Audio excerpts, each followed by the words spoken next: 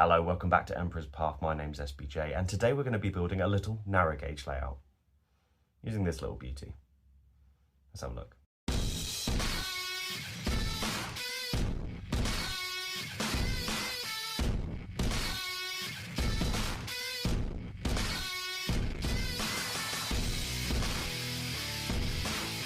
Hello, welcome back to Emperor's Path. My name is SBJ. Now I know what you're thinking, this isn't the 00 gauge layout. And you'd be right in thinking that. So for quite some time, I've been really tempted by the idea of doing a 009 build. I've always loved the narrow gauge stuff, but until the last couple of years, it's been a real struggle to find stuff ready to run that I wanted to run. That is until Bachmann brought out the little Quarry Hunslets.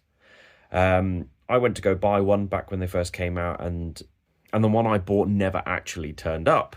And that sort of killed the idea for me because you then couldn't find them anywhere, which sucked quite a bit. However, due to some trading in and bits and bobs, I managed to acquire myself one of the Bachmann diesel 009 locos. Now, this one that you see here is blue. And if you look, you can't find one of them in blue. I've basically painted it into BR blue, mainly because I thought it looked quite cute with the little warning stripes at the back, and I thought it really suited the BR blue on there. And then I had the problem where I loved the little Quarry Hunslets, but I just couldn't get hold of one. Nowhere had any secondhand or anything like that until James, my friend from the Western Signalman, spotted one at the NEC, told me that Tony's Trains of Rugby had one, and allowed me to get in contact with him to get one. So I now have Holy War, and I have the little diesel shunter. Now, I discovered that you can create quite a small circle of track for 009, especially for running in. And I did manage to create a little 30 centimetre by 30 centimetre circle. And that was really, really fun. But obviously, you don't get to really run trains on that. I've always loved the idea that the narrow gauge stuff sort of winds itself amongst the mountains, the trees, the forest and stuff like that. And I wanted to create something that signified that. So I said to myself, well, I want to create a little figure of 8 track. And here we are. So this is the beginning of a series where I'm going to be building this little narrow gauge layout using this figure of 8 track. Now, I wanted to make sure that the track plan worked before I really sort of nailed myself down to doing a series on it. And hence why we're here. So the board in question is a 4-foot by 18-inch board, and you can be quite aggressive with the curves, such as this bit here is a little bit more aggressive than the one up the other end. That one's a slightly easier radius on there. So the first thing I needed to do was work out what's the minimum I can make the bridge that goes over the track here. So out of the locos, the taller one is the diesel. So I put the diesel underneath there to make sure that that could clear underneath, which it did, and it worked. So what I did was I cut a piece of foam board to size on either side and put it just underneath the bridge so I could make sure that that was okay. I then needed to work out how to do the track. Now, when you're turning the curves round and making such an aggressive radius curve, they don't like it. So what I've had to do is effectively, I wouldn't usually solder rail joiners in place, but because of the curvature of the track, I effectively have had to solder all bar one join on this particular bit of track, and I've left a little bit of a gap to allow for expansion. So once I worked out what the height needed to be for that, I then laid the track down without any of the supports, and I nailed the track in place to keep it in its particular form that it needed to be. And then you basically had these two pieces of track just sat on top of each other there.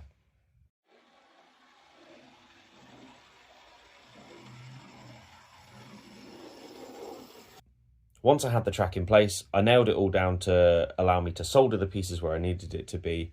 And then that meant I could start building the rises. So I knew what my highest point needed to be. And then I had to work out how long I wanted that piece to be before it started descending and ascending from the bottom. So by doing that, I've tried to get 2 long pieces of straight. So you've got this piece here and that piece that runs along the bottom. And then as it starts going into the curves, I've tried to make it so that the risers go. Now I have a massive piece of foam board where I cut all of these little slithers out, and the height adjustments I've done have been 1, 2, 3, 4, and so forth on the risers. So this riser here is 1, 2, 3, 4, 5, 6, 7, 8 pieces of foam board, and then it starts down there at the bottom at 1. So it gives me a rough idea of what to do.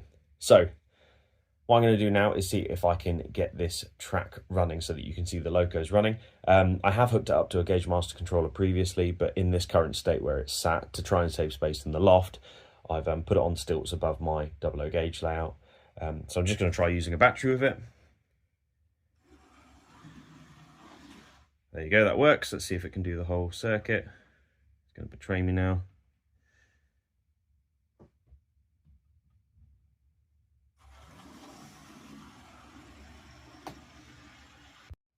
So I've cleared the track. Let's see if we can get this going in a full loop so you can see it.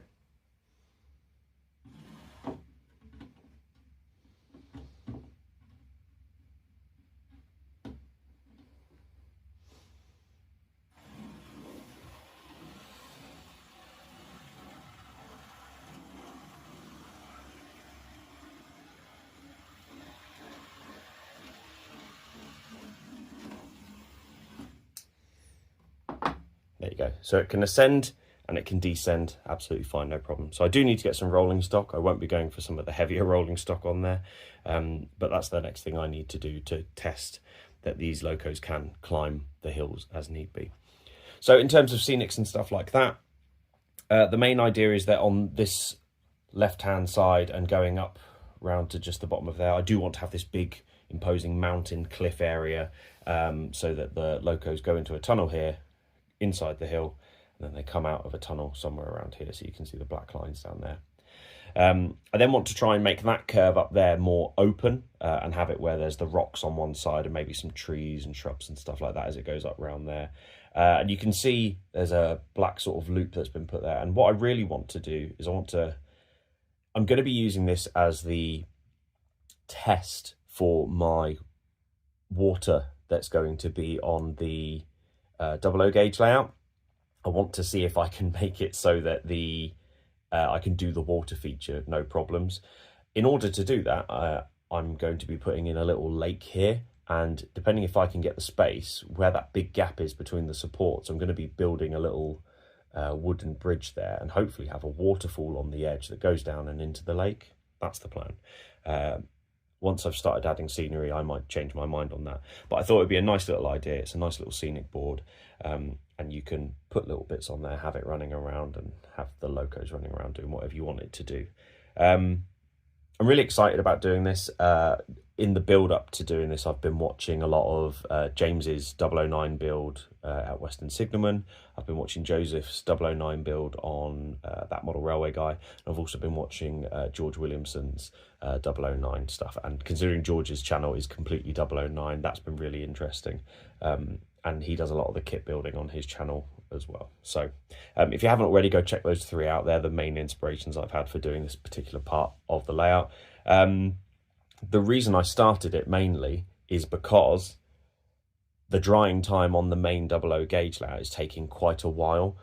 So in order to not lose my momentum of wanting to do stuff model railway related, I've decided to start this little project. And where it's a much smaller layout, it means it can go downstairs on the dining room table if I want to, or it can sit up here in the loft. And at the moment where this section of the 00 gauge layout is non-scenic, there's no problem with it sitting up here, but I will find a definitive home for it eventually.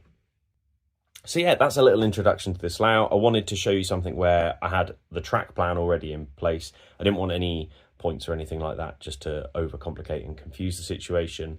The main idea is I'm using this layout not because of the railway side of it, but because I want to work on the scenics. And I think that's what a lot of the narrow gauge stuff that's available out there really, really emphasizes. So we'll give that a go. We'll see how it turns out. Hopefully you join me for this, and I'll see you in the next episode where we're going to start doing some other bits on it. Well, I hope you enjoyed that. Hopefully it gives you a rough idea of what we're looking to do on this little diorama layout. Don't think you can consider it a full layout because it is just a loop of track. However, like I said, I'm really looking forward to just building up loads of scenics on this one. I'm going to be building a lot more up scenics than I am on my current 00 gauge layout, but this is something that's meant to be a little bit of fun. I don't have to do anything drastic or complicated with the track work. That's already done. The only thing I think that is going to be interesting in the next episode is, can it pull wagons up the hill? So we'll see. So if you haven't already, please go and check out the podcast that I do with Western Signalman. James and I do a weekly podcast where we talk all things trains. We do topics, we get guests on and ask them the same questions, and little bits and bobs like that. We also cover news and things, and that is definitely a more regular version of my channel, so you can find that here, Spotify, Apple Podcasts and stuff like that. If you haven't already, please click the subscribe button, because that does really help, not just the channel but also my ego. And if you also, please leave a comment down below on your thoughts on the layout and what you would like to see running on it. Thanks very much. I've been SBJ, and YouTube is now going to suggest 2 videos that it thinks you might like. Bye!